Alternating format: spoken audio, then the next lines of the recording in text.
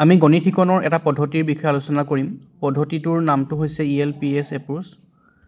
ইয়াত ই শব্দটোৱে বুজাইছে এক্সপিৰিয়েন্স, এলটোৱে বুজাইছে লেংগুৱেজ, পিটোৱে বুজাইছে পিকচাৰ আৰু এছটোৱে বুজাইছে চিম্বল। এই ELPS পদ্ধতিটোৰ যোগেদি আমি শিকিম যে ছাত্ৰ ছাত্ৰীক গণিত শিকাবৰ বাবে আমি কেনেকৈ কি ক্ৰমত তেওঁলোকক শিকাব লাগে বা পোনপ্ৰথমে আমি তেওঁলোকক কি শিকাম বা কি ধৰণে আগবাঢ়িম। আহা প্ৰথমে বুজি লওঁ যে ELPS মানে কি। ই মানে হৈছে এক্সপিৰিয়েন্স বা অভিজ্ঞতা।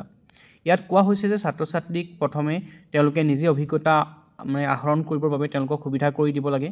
আমি তেওঁলোকক ধাৰণা গঠন কৰিবৰ বাবে মূৰ্ত বা কংক্ৰিট বাস্তৱ বস্তু কিছুমান ব্যৱহাৰ কৰিবৰ বাবে তেওঁলোকক সুবিধা কৰি দিব লাগে। ধৰা হ'ল আমি তেওঁলোকক দুটা বস্তুৰ ধাৰণা দিব বিচাৰিছোঁ, গতিকে আমি তেওঁলোকক দুটা বল, দুটা কলম বা দুটা আপেল এনেকৈ ধৰণৰ যিবিলাক বাস্তৱ বা কংক্ৰিট বস্তু থাকে আমি তেওঁলোকক সেইবিলাক দি দেখাম। গতিকে এই এক্সপিৰিয়েন্স পাৰ্টটোত ছাত্ৰ ছাত্ৰীয়ে বাস্তৱ কিবা এটা বস্তু বা সামগ্ৰী লৈ সেইটোৰ পৰা নিজে যি অভিজ্ঞতা আহৰণ কৰে সেই আহৰণৰ বিষয়ে কোৱা হৈছে বা সেনেকৈ ধৰণে তেওঁলোকে বাস্তৱ বস্তু কিছুমান ব্যৱহাৰ কৰি পিনি তাৰ পৰা তেওঁলোকৰ নিজৰ অভিজ্ঞতা নিজেই প্ৰস্তুত কৰিব। ইয়াৰ পাছৰটো হ'ল এল মানে হৈছে লেংগুৱেজ বা ভাষা। ইয়াত শিক্ষকে ছাত্ৰ ছাত্ৰীয়ে ইয়াৰ আগৰ স্তৰটোত যি অভিজ্ঞতা লাভ কৰিছে তাক নিজৰ ভাষাৰে বৰ্ণনা কৰিব। এই স্তৰটোত ছাত্ৰ ছাত্ৰীক তেওঁলোকে ভৌতিক বস্তুবোৰ বা বাস্তৱ বস্তুবোৰ ব্যৱহাৰ কৰি যিবিলাক অভিজ্ঞতা লাভ কৰিছে সেই অভিজ্ঞতাবোৰ তেওঁলোকৰ নিজৰ ভাষাৰে নিজে প্ৰকাশ কৰিবৰ কাৰণে তেওঁলোকক সুবিধা কৰি দিয়া হয়।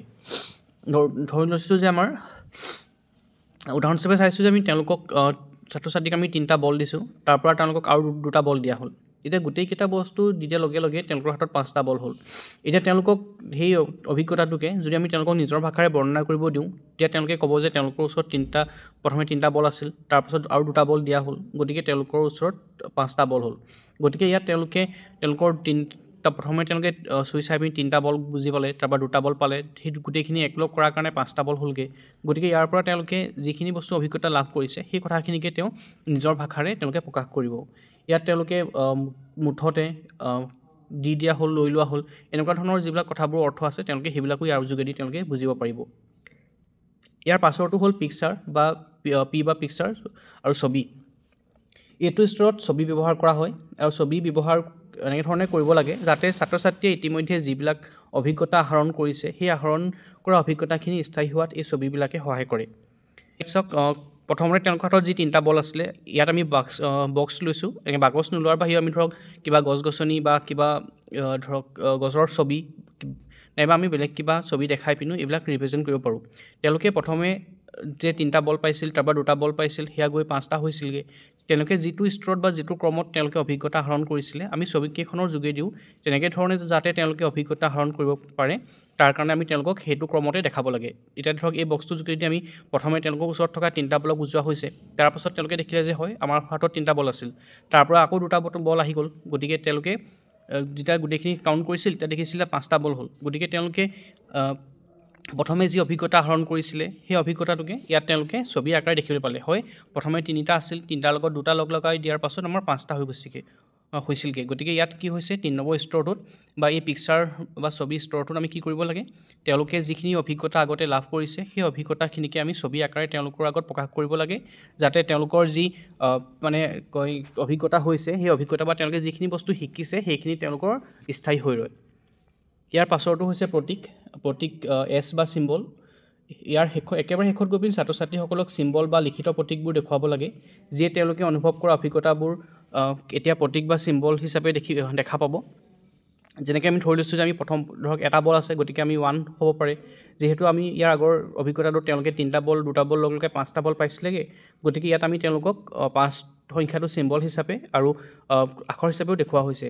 গতিকে প্ৰথমে ইয়াত তেওঁলোকে যিবিলাক অভিজ্ঞতা লাভ কৰিলে সেই অভিজ্ঞতা লাভ কৰাখিনি তেওঁলোকে তাৰপাছত গৈ পিনি নিজৰ ভাষাৰে তেওঁলোকে বৰ্ণনা কৰিলে, তাৰপাছত গৈ পিনি তেওঁলোকে সেই বস্তুখিনিকে চিত্ৰ আকাৰে চাই পিনি ভালদৰে তেওঁলোকৰ সেই ধাৰণা আৰু সুস্পষ্ট কৰিলে বা স্থায়ী কৰিলে।